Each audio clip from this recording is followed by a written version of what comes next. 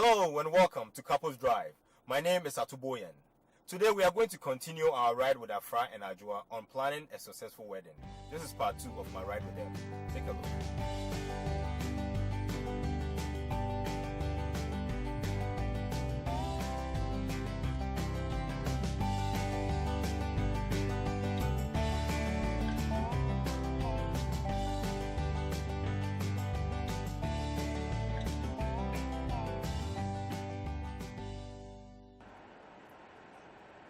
What makes some of your clients very difficult to work with? I know you guys probably have had clients where you may have looked back and asked yourself, why did we even take on this client? Right. No. Has there been that? No, Not at all. Not at all. You know, Ajua. the reason why I say that is Mhm. because everybody's different, you know, and at the end of the day, everybody wants their Cinderella wedding. They want their dream wedding to come to full fruition. So even my bestie, right? So she came to me and she's like, okay, Sam and I thinking about getting married, and she came and she dropped a binder in my face. And I'm like, whoa. So, you know, at that point in time when she Was it that bad? Oh Oh, you mean her? yeah, my bestie. I went and she dropped it in my this is what and I was at work, right? She's like, oh, we have something to tell you. I was so excited, I was pumped. So they come into my office and then she was like, guess what? And I said, what? And she's like, oh, Sam and I, you know, we're gonna be getting married. That was after he had proposed to her, and this is a date, and she came in literally with a binder. So, and again, that's her vision. And there are certain things that I would say, I caught myself. I was like, oh, do you really need this? Do you really have to do this? But then I saw her reaction. I was like, no, it's not about me. It's about what she wants and her vision. I can only ask questions to make her think and about what she wants to do. So the same thing with our clients. They have a vision of what they want. And so our job is not imposed on them our will. Our job is to execute their vision. They have the money, they have the vendors, we are able to afford what their vision is. Why not? So, I mean, there are some people that have, I would say there are some people that are more laid back than others, but I won't say they're difficult. I think they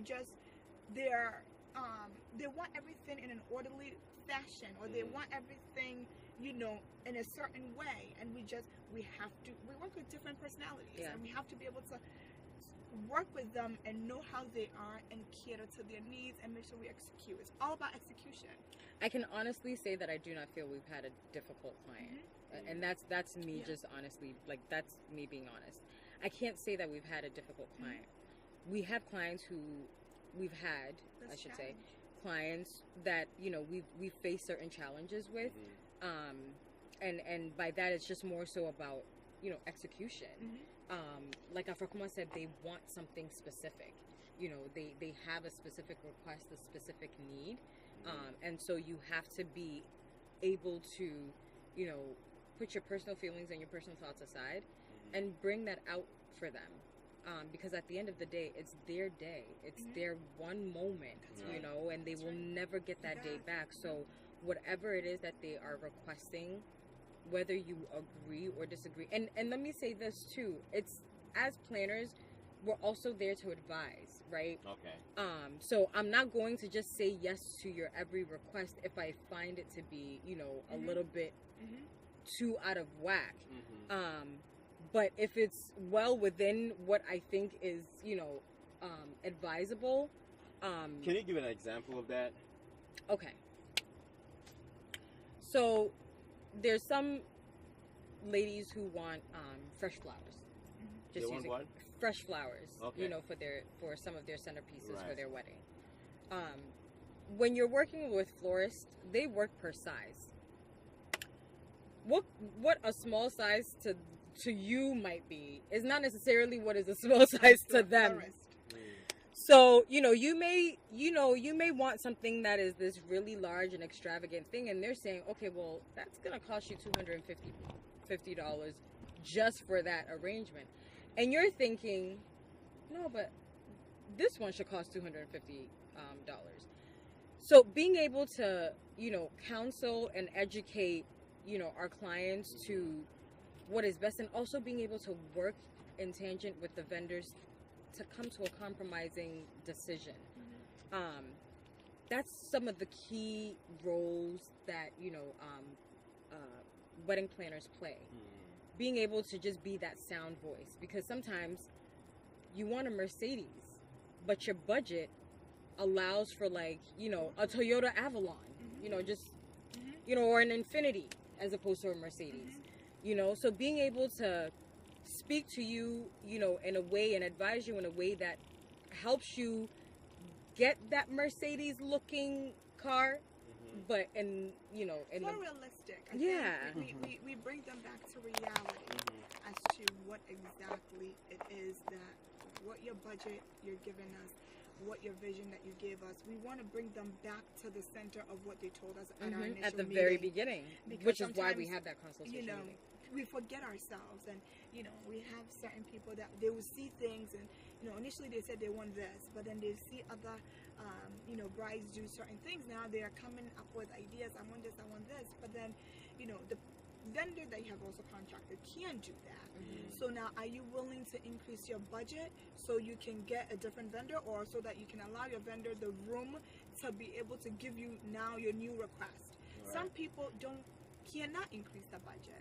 And so I think it's all about having that sometimes hard talks. And I think we're very honest with we are very honest with our clients, and we'll let them know from the get-go. We'll bump heads.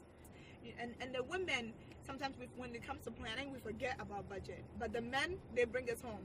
Like, you know, the men are very budget conscious, because they have to think, after the wedding, I got to take care of you.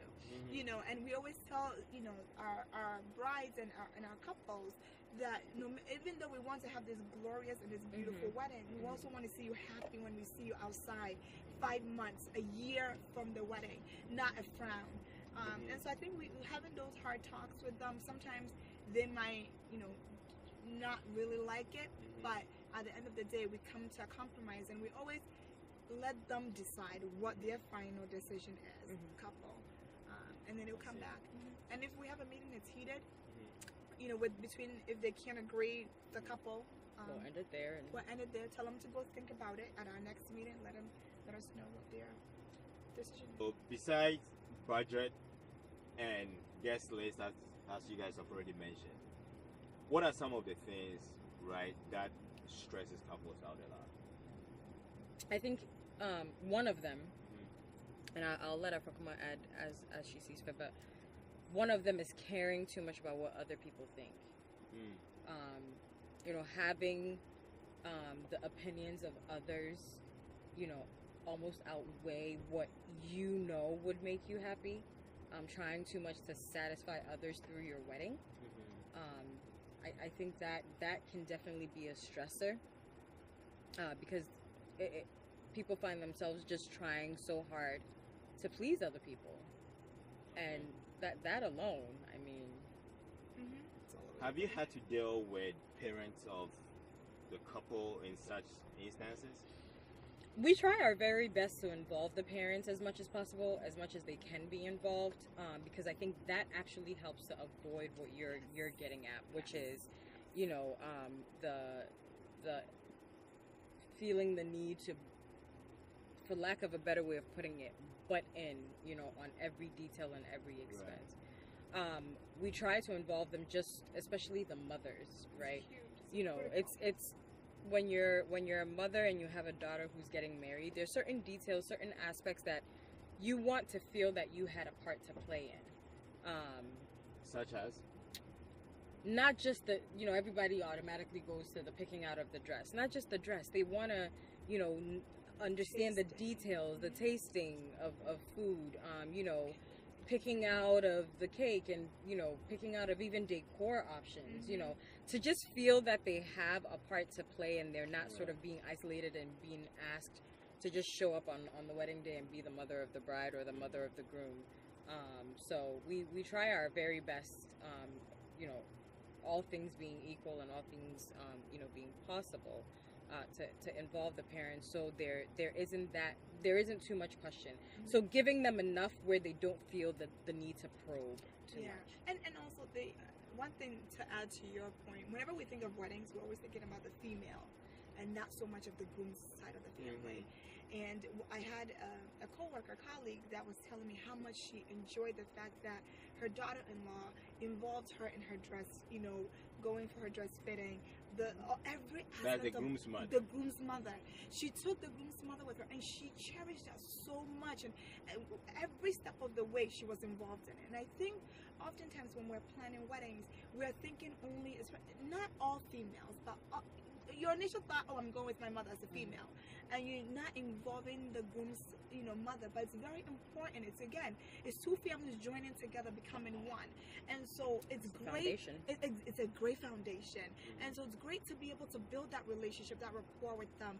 And it's not going to be everything you're going to agree on, but at least they felt that they're involved. Yeah. And when they're involved in it, and the day of, you just see it in their faces, like, oh, everything that we've been planning, look at it now. It's like it's joyful.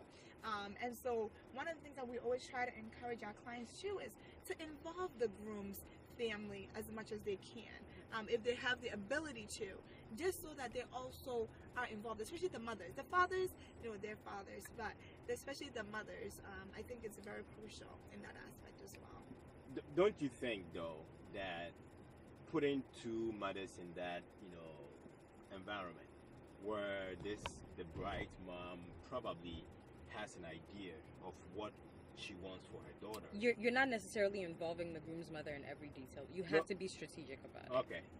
And again, so one of the things too you got to think about is that, let's say you're going dress shopping, right? You know your body type. You go with, say yes to the dress, for example. You go try on 3 dresses. There's one that you, as the bride, you feel like this is it. Maybe both of them might not like it, and sometimes you might want to please your mom or your husband's mom, and you're conflicted. At that point, we tell you, don't make a decision there. Go sleep on it and come back another day. So there's certain things, but just... Have you guys encountered that? Where there's that kind of conflict? Between the mothers? Between the mothers? No. I think most of the time they're all on the same page. People have different taste.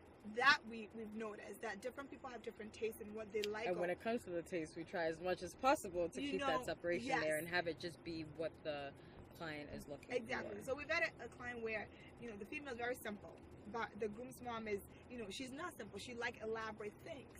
So how do you get both of them to be able to have, the vision? Again, everything is... Again, we go back to our initial conversation. What do you want? So we pick and choose maybe some things that the groom's mom might think will be nice, and then we include it. Again, you want them to have that inclusion. But then the end of the day, the most important thing is that the bride and groom, whatever their vision is, we make sure that we incorporate that into the final product for the wedding.